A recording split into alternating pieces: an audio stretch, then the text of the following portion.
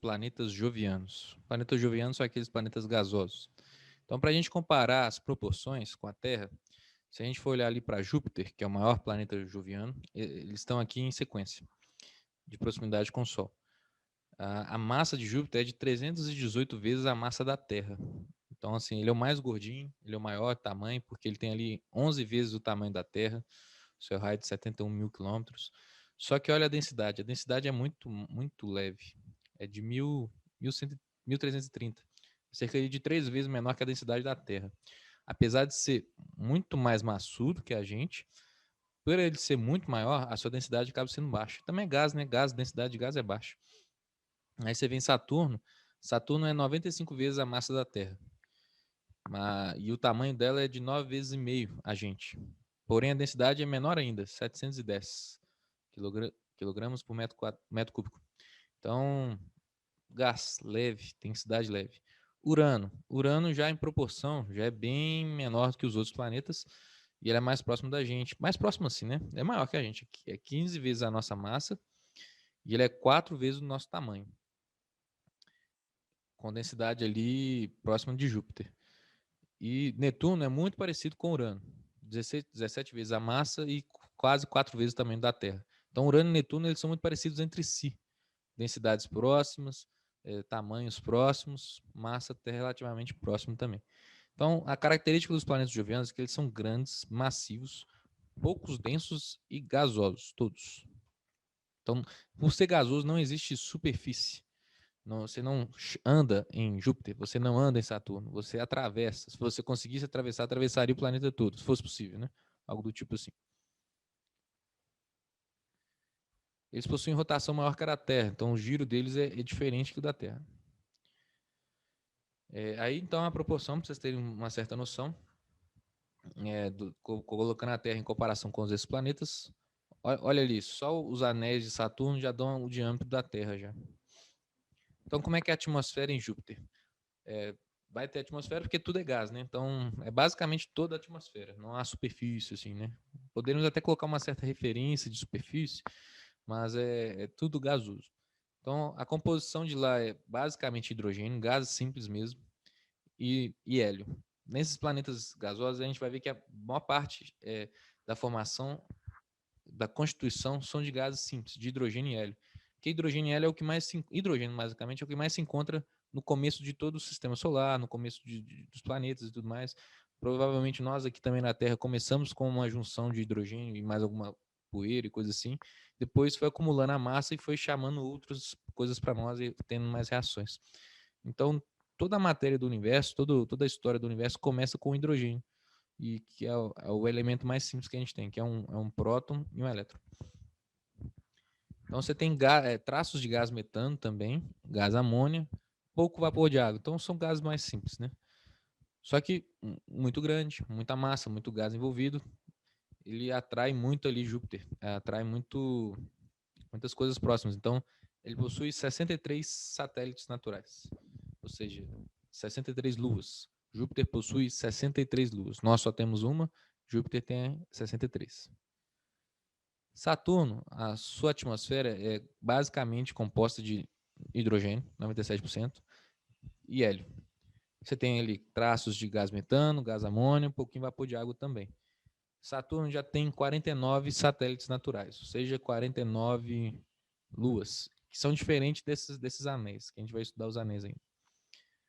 Urano e Netuno é muito semelhante de Júpiter e Saturno. Muito hidrogênio, muito hélio, eles são parecidos entre si.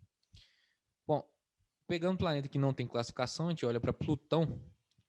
Plutão lembra muito a Lua, mas ele é até menor que a Lua. E planeta frio, longe, distante. Ele é rochoso. Planeta assim, né? Planeta anão, porque ele é muito pequenininho. A sua órbita em torno do Sol é cerca de 200 e tantos anos, então ele demora muito tempo para dar uma volta completa. Ele não é visto a olho nu aqui, do tipo assim, a gente precisa jogar telescópios violentos para a gente encontrar ele. Caronte é uma lua de Plutão. Apesar de Plutão ser pequeno, Plutão tem uma lua. Estudando um pouquinho mais os planetas jovianos, os anéis de Saturno, eles são partículas de poeira, de metal, de gelo, que são formados ali de interações que foram fragmentos de corpo menor. Por exemplo, outros planetas próximos, o encontro próximo com outro planeta, ou então veio alguma coisa do espaço, mais ou menos assim, então eles foram se rodeando ali naqueles anéis, e formou os anéis próximos ali. Ele é o único que tem. Urano também tem um anelzinho, mas o anel de Saturno ele é muito visível, né? E é engraçado porque a gente olha ele do espaço, ou olha nas fotografias e acha que ele é muito completo, né? Então, ele é tipo assim, esses anéis, eles são um monte de... O que a gente vai ver aqui? Ó. Eles são um monte de pedacinhos de rochas ali, de gelo e poeira, que estão ali próximos ali um do outro e que formam essa coisa, parece que ele esse anel dele parece que ele é todo maciço, né? Mas, na verdade, são um monte disso aqui que está acontecendo, um monte desses materiais que, na verdade, essa proximidade dele é relativa, porque eles estão, na verdade, muito afastados entre si. Só que por ter muito, mas muito mesmo disso aí, eles dão a ideia de preenchimento, que preenchem isso tudo. Mas assim, eles estão muito afastados entre eles. Quilômetros e quilômetros de distância. Só que é muito extenso. Como eu falei, o diâmetro da Terra ele é próximo do tamanho do anel, do diâmetro do anel. Então a largura que a Terra tem é mais ou menos a largura que o anel tem em torno de Saturno.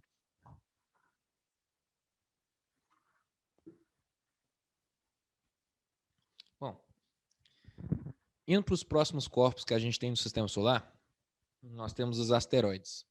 São fragmentos de material rochoso que cuja composição química ali, ó, é mais de rocha, né, de gelo, carbono. Você tem ali silicatos, que são materiais mais simples, né? Os asteroides são grandes, muito grandes, muito grandes. Os meteoros são tamanhos menores, de cerca de 100 até 200, 100 metros até 200 quilômetros.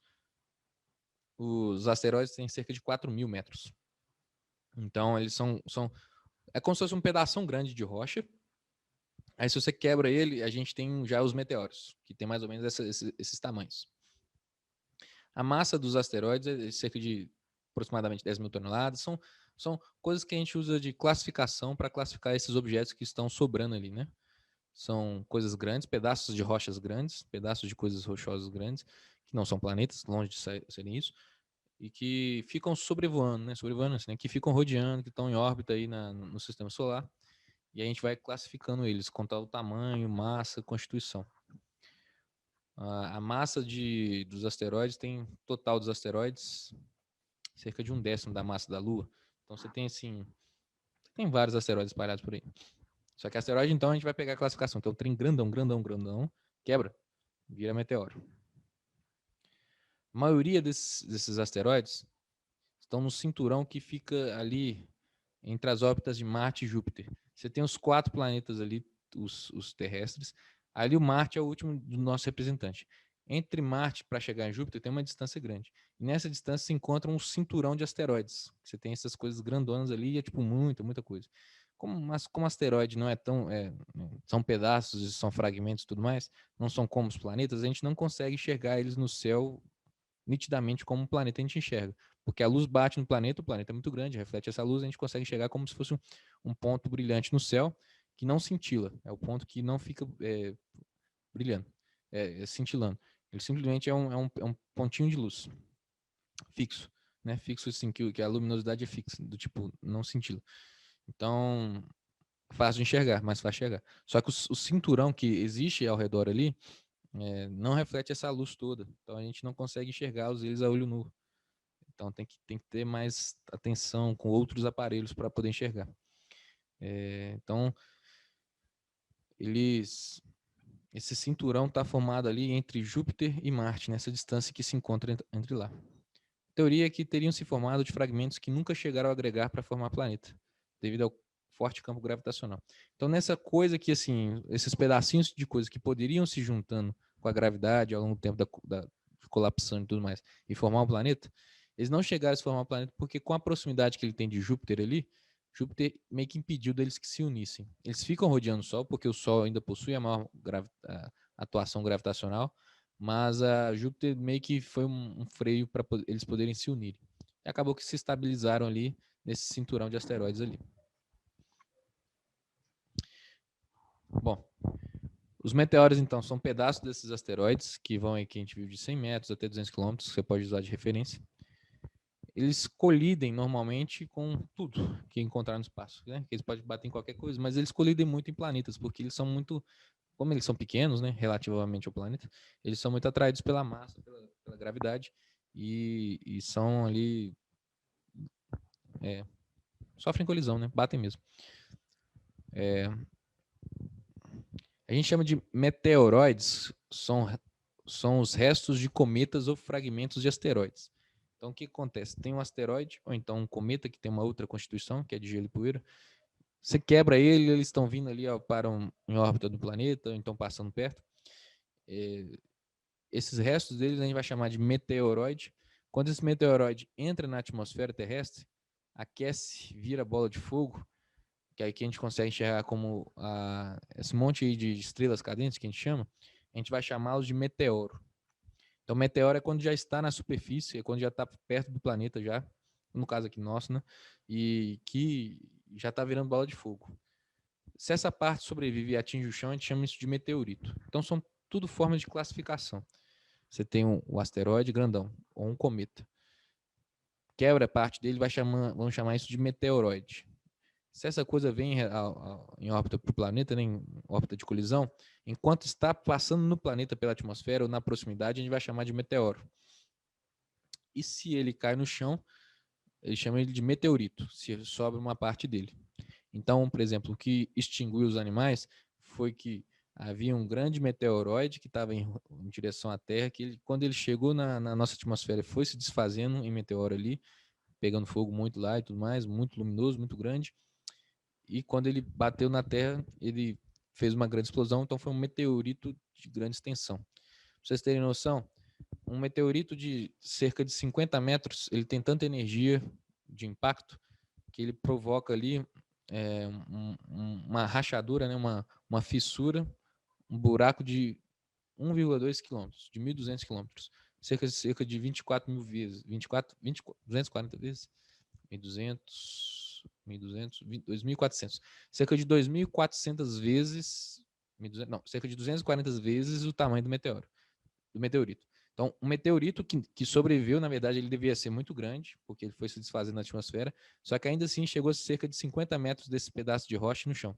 Quando chegou no chão e colidiu, ele fez um buraco do tamanho de 1.200 metros, ou seja, um buraco de cerca de 240 vezes o tamanho dele. 240 vezes o tamanho dele. Então, a proporção, para vocês terem noção do que o meteorito é capaz de fazer. Apenas 50 metros. 50 metros é do tipo assim, vamos colocar assim, um prédio de 60 andares. Não, 60 andares é forçado. Prédio de 30 andares. Um prédio de 30 andares, um meteorito desse é capaz de dar uma colisão tamanho de uma cratera de raio, né? De raio, muito grande, muito maior que ele, muito maior que ele. Vamos observar um vídeo de meteoros. Chuva de meteoros. É meteoro, cara. Você tá filmando isso aí, cara? Tô, que louco, Luizinho. Não acredito, velho.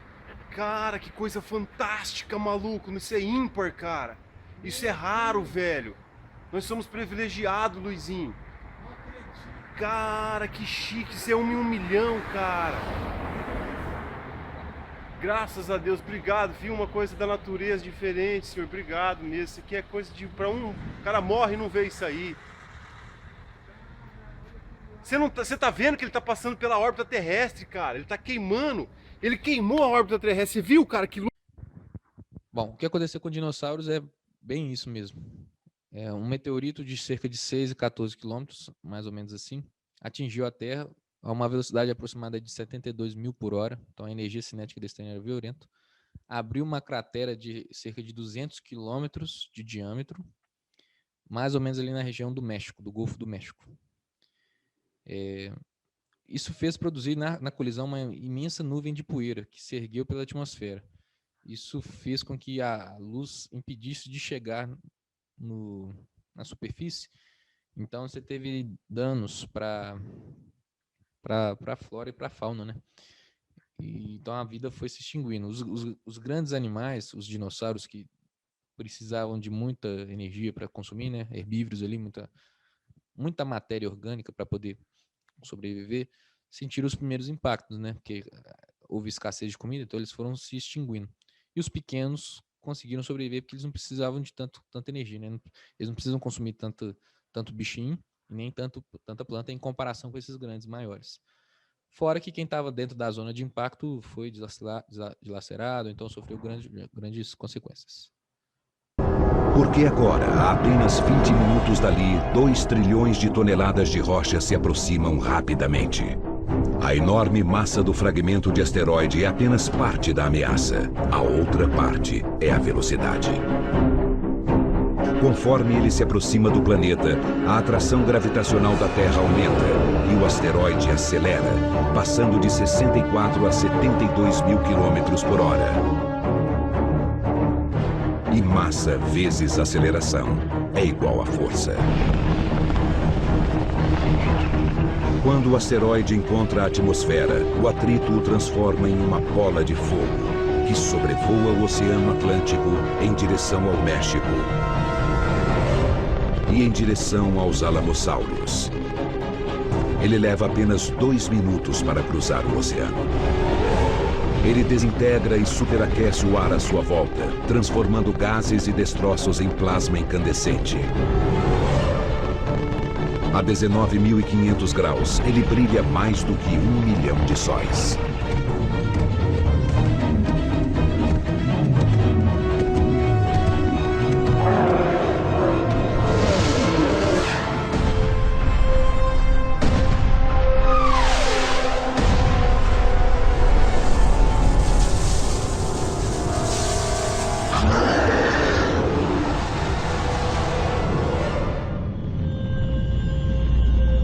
O brilho na atmosfera dura apenas 5 segundos.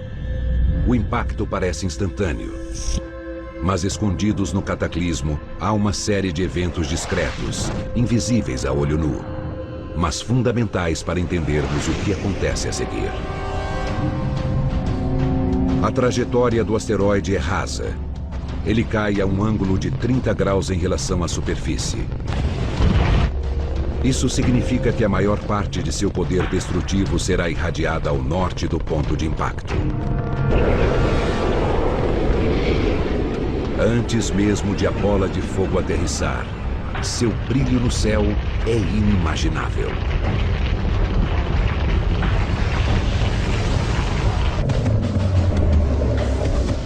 A 800 quilômetros do Marco Zero, a luz é tão intensa que faz a carne dos alamossauros parecer transparente.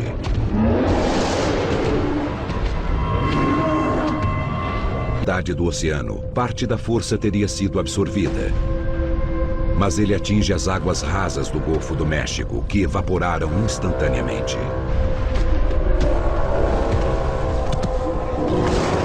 Em uma fração de segundo, o asteroide inteiro se funde ao planeta.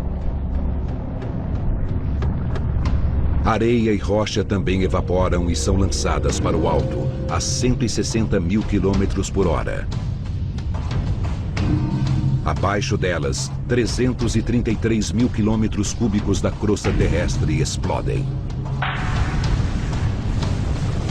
A 800 quilômetros do ponto de impacto, a temperatura do ar atinge 315 graus, o bastante para ferver a água presente na pele dos dinossauros e fazê-la escapar em jatos súbitos de vapor. A explosão flamejante suga cada gota de umidade da vegetação. Qualquer coisa diretamente exposta ao calor é simplesmente assada viva.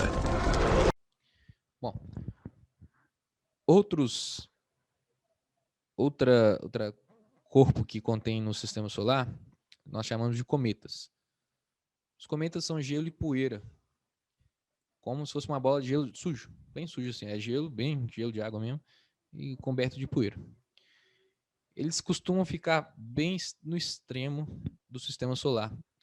A gente tem um cinturão de asteroides aqui, mas eles costumam ficar mais no extremo do sistema solar, longe ali de Plutão, mais ou menos perto de Urano, Netuno, bem dos planetas mais distantes.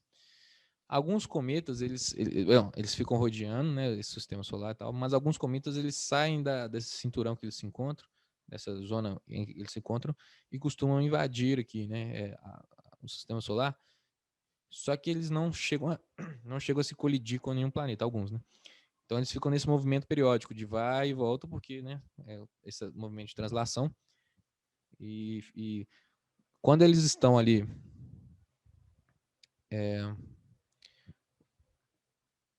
com o Sol, eles desenvolvem, quando se aproximam do Sol, ou então não estão a certa direção do Sol, eles desenvolvem uma cauda de brilho que não é fogo. Não pode ser fogo porque não faz sentido ser fogo. Na verdade, são raios cósmicos ali que provocam uma reação e isso provoca uma cauda neles. Então, quando a gente vê o cometa Halley lá e tudo mais, bate para ele, ele não está pegando fogo. Simplesmente a cauda dele são reações de raios cósmicos ali, de coisa mais química, assim, por causa dos raios solares ali. Bom, então existem cerca de 100 bilhões de cometas, né? Que estariam orbitando em todas as direções. Movimento só pela galáxia. Perturbações que podem jogar alguns para fora do sistema solar, outros para órbitas mais internas. Mas existe uma região em que ele se concentra mais. Então nós temos ali o cometa Halley, por exemplo, que ele é periódico, então ele dá a volta ali em cerca de 80 anos. Ele é periódico assim, dá a volta no Sol, né? Então para a gente poder ver ele de novo é porque ele está retornando, ou algo do tipo assim. A última aparição dele foi em 86, seu retorno está marcado para 2061. Daqui uns 40 anos, a gente vai estar vivo até lá. Ele é sempre observado desde 240 anos antes de Cristo. Então ele é bem nítido. Então ele tá vivo aí desde muito tempo. Então ele está muito tempo rodeando. Indo, rodeando. Bom, como que começou o sistema solar, né? Que a gente chama de cosmogonia. Bom, é ciência. Então a gente vai pensar que tudo começou de uma nebulosa solar primitiva, que a gente chama que é uma nuvem de gás e poeira. A gente tem ali um colapso. Essa nuvem, pensa assim, é uma nuvem do tamanho do sistema solar para mais. É uma nuvem bem espessa, bem grande, com muita matéria, muito gás de hidrogênio, muita poeira, muito fragmentos de alguma coisa, mas que estão muito espalhados. A densidade é bem baixa, porque o tamanho, a distância é muito grande.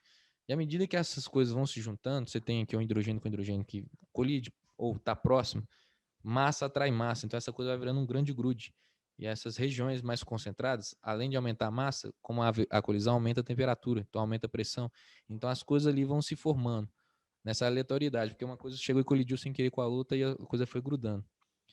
Então, você tem nessa grande nuvem de gás e poeira, você tem o primeiro a se formar nessa junção toda que é a estrela, e a estrela que vai se formando, que é o Sol ali e tudo mais, ele vai perturbando o espaço em torno, vai perturbando as outras nuvens e causa gravidade, e isso faz provocar rotações e colisões, e vai se formando ali os planetas e formando ali os pedaços de materiais rochosos e tudo mais. Então você tem os subprodutos dessa formação do Sol. Então, normalmente é assim, essa coisa mais caótica, aí vai se concentrando em certas regiões, aí vai começando a ter um movimento mais ordenado, um movimento mais de rotação, que por inércia vai tendo aí, e vai jogando algo sempre assim, que é o ciclo da formação. Então, essa parte do centro ali, dessa nuvem de gás e poeira, forma o Sol, e na parte mais externas ali, do disco, você tem os planetas jovianos, né, os gases, né, os planetas gasosos, e quando você junta aí grãos de poeira e colide entre si, formando ali esses planetesimais, que são o começo dos planetas. Aí quando o Sol já está um pouco mais robusto, mas ainda assim muito instável, fortes ventos saem do Sol, desses ventos solares. Isso expele um gás da nebulosa, faz perturbações. Isso faz com que os planetas continuem a colidir e a crescer. As coisas vão, esses pequenos planetas, esses protoplanetas, planetas mais, essas coisas mais juntas vão ficando mais robustas. Então, passados-se vários anos, milhares de anos, milhões de anos, na verdade, passados milhões de anos, esses planetesimais formam os protoplanetas, que orbitam o Sol, e que vão formar essas protoluas. Então, essas coisas assim, os comecinhos de tudo. A coisa meio que se reforma, vai indo, vai mais ou menos, vai cada vez ficando mais, a gravidade vai cada vez mais puxando, eles vão ficando cada vez mais uniforme até se equilibrarem, estabilizarem. E aí isso é propício para as outras coisas acontecerem, né? Então, o nosso sistema solar iniciou há 4,6 bilhões de anos, que iniciou ali com o Sol, né? Que é a idade do nosso Sol. A nossa Terra tem 4,5, então vem bem próximo ali. As coisas têm que ser próximas, os planetas são próximos aos seus nascimentos, porque é tudo no comecinho do sistema solar. Nessa nuvem de gás e poeira que a gente tem, nessa nebulosa nossa, a gente deu a sorte, vamos dizer assim, nós somos diferenciados porque formou apenas uma única estrela. Normalmente, nas formações estelares, formam-se estrelas binárias, formam-se duas estrelas nos sistemas solares, lá nos sistemas deles. E essas estrelas se interagem e tudo mais. Então, o fato de ter apenas uma única estrela favoreceu para que tivessem planetas mais estáveis com os nossos. Porque se tivessem duas estrelas, a gravidade ia ser outra coisa, a dinâmica, o movimento, a atração, a intensidade, a luz seria totalmente diferente do que a gente tem hoje. Então, esse é o nosso sistema solar, nessa complexidade toda. Estamos cada vez mais avançando, né? E é isso aí.